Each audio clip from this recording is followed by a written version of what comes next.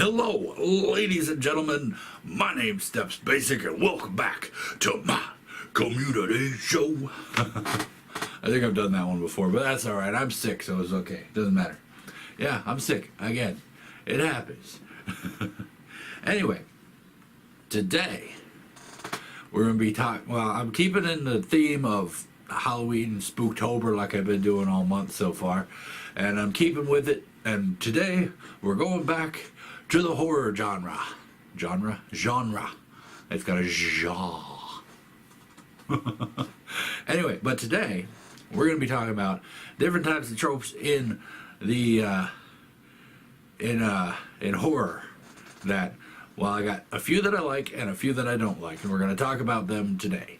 Now, trope, for those of you who are curious and have probably heard this word bandied about so many times and don't even understand what it means, a trope is a common or overused theme or device, i.e., you've probably heard of like Deus Ex Machina, where all of a sudden you have a sudden thing jumping out and saving the whole crew and everything. Well, that's a trope. And we're going to address a few tropes in this video today about the horror genre that I like. We're going to start with number one. A pro, one that I like, one that I love actually, is when it comes to a monster movie, a monster horror movie or a monster horror game, one of my favorite things is when they don't reveal the monster immediately.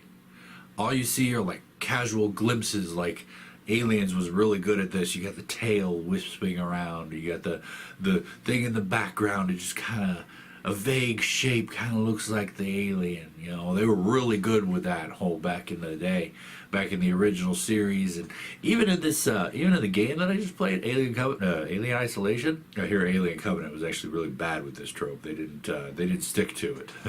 But anyway, Alien Isolation was really good. There were parts when I wasn't expecting it, but I come out of the hallway and all of a sudden I see it. I'm like, that's the alien. That piece of machinery right there was designed to look exactly like the alien, so I would get on my nerves, on edge, and whatnot. And that, I love that.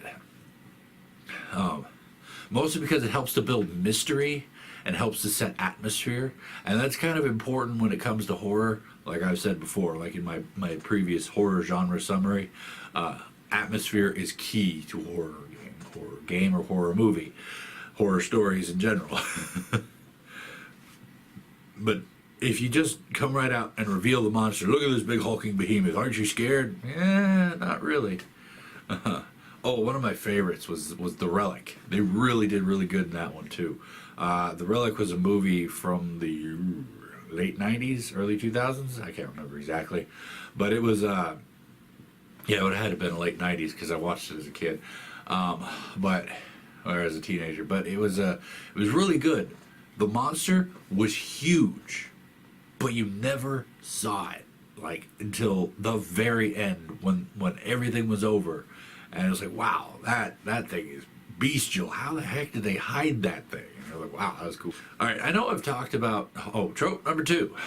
I know I've talked about this in a kind of negative way before, but for the horror genre, ambiguous endings kind of work, because especially in psychological movies and psychological horror games, an ambiguous ending is great because it leaves the ending open to your interpretation.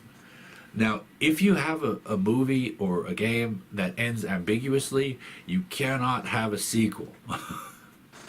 That makes the whole ambiguity of the ending null and void, in my opinion. Also, bad endings. When I'm watching a horror movie, I don't want a happy ending. I don't want the guy and the girl to get married and live happily ever after. If I want that, I'm watching fantasy. If I want that, I'll watch a romantic comedy, even though romantic comedies are a tragedy in their own right. But I want to see everybody, with the exception of maybe one person, die in a horror movie. That's how it should be. Being that the lone survivor trope. One person at the very end, this is number 3 by the way, the lone survivor trope. The one person at the very end surviving. Now, when you think about it, yay, they survived.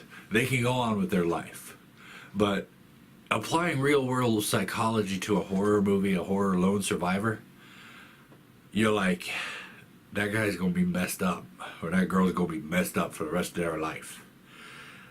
And thinking about that just compounds the horror, because that the instant isn't over. The horror is not over. And that's what makes it a really good trope, is because that person has to live with it. I mean, there's such things as PTSD. There's such things as survivor guilt. All these things that affect real world people. And when you see it, when you see the lone survivor, you know that that person is not going to have a good life for the rest of their life. And that just compounds the horror of it.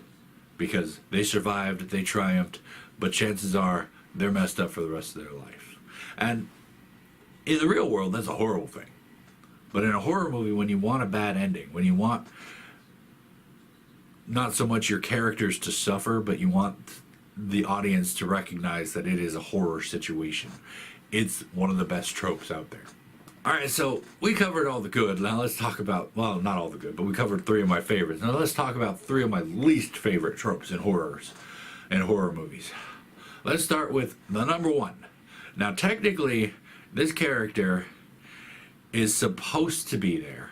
This character is supposed to show a good juxtaposition between the main character, the protagonist, and the situation. The jerk, the douchebag, the a-hole, whatever you want to call him, he is always there. Every single horror movie, there's always the negative Nancy. Oh my God, we're gonna die. Oh, you're so terrible. Who made you leader anyway? You know the trope. But to me, this character is quite possibly the most annoying of all characters, because in a real life scenario, that jerk ain't gonna live very long.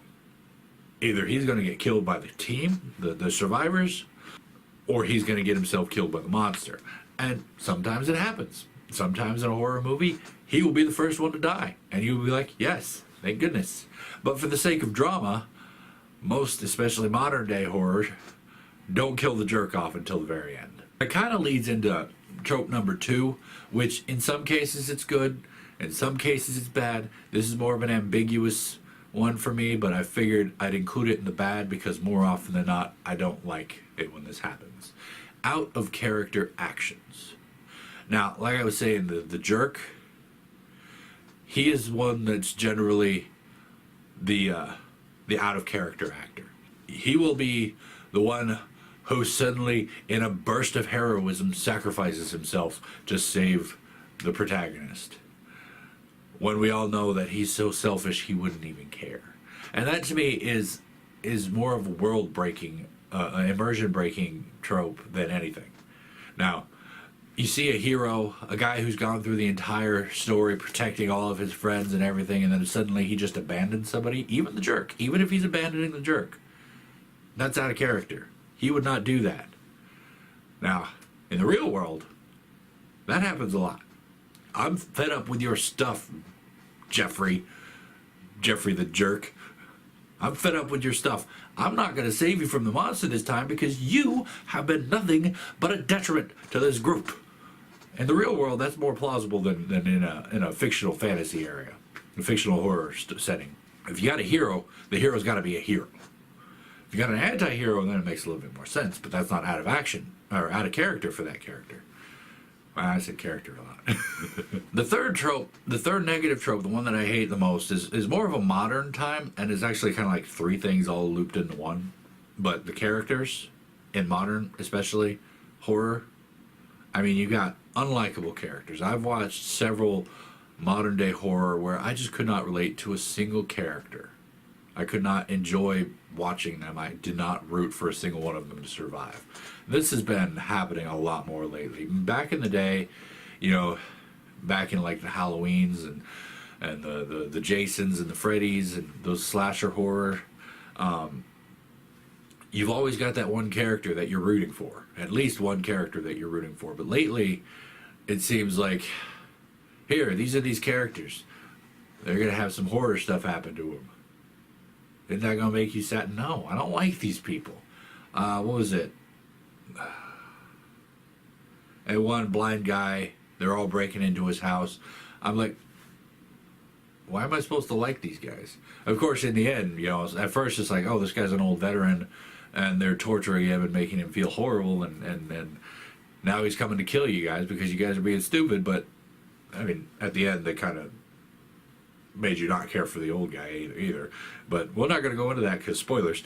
I didn't like any of the characters. Except maybe the little girl who wasn't involved in anything. Because they were all selfish. They're all rude. They're all criminals. And they're like, oh, let's go rob this old blind guy. Yeah, how am I supposed to like you? How am I supposed to root for you? And, you know, they're unlikable, they're unrelatable, and that just seems like an unplausible character to me to put into a horror situation when you want somebody to survive. At least one person. And there's also unrealistic characters. You know, going back to the jerk, horror situation, a jerk, a douchebag, a selfish person, they're not going to be sticking around. They're not going to be sitting quietly waiting for things to happen. They're going to be running. And they're going to get killed because that's just what selfish people do. That or they sell out the whole team. They don't just sit there and mutter annoyances at the entire group. You got your super over-the-top hero. And I know I said the hero needs to, you know, be all self-sacrificing and saving everybody and everything, but the over-the-top hero is an unrealistic character in a horror situation. Now, I'm of the mind I want to see real people. And I know I just sat there and talked about how I don't like a single person in modern day horror, and lately they've been trying to go for more realism. But for me, I want realistic characters, but like realistic characters that aren't stupid. But anyway, sorry about this video being sick and everything, but I think that was a pretty good video, actually. I'm kind of impressed. It did it with being sick and everything. I'm like, I got my good tropes, I got my bad tropes. I got to figure out something to do for next Spooktober community show. But yeah. Thank you guys so much for watching this episode. I hope you enjoyed it, and if you did, please go ahead and poke the like button for me. If you'd like to, comment down below. Maybe you have an idea for what I can do for the next Spooktober community show. Feel free to leave it down there. I'll figure it out. If you don't, it's cool. Don't worry about it. No pressure. No pressure. Anyway, tune in next time when we're going to figure out what we're doing. And until then, hey.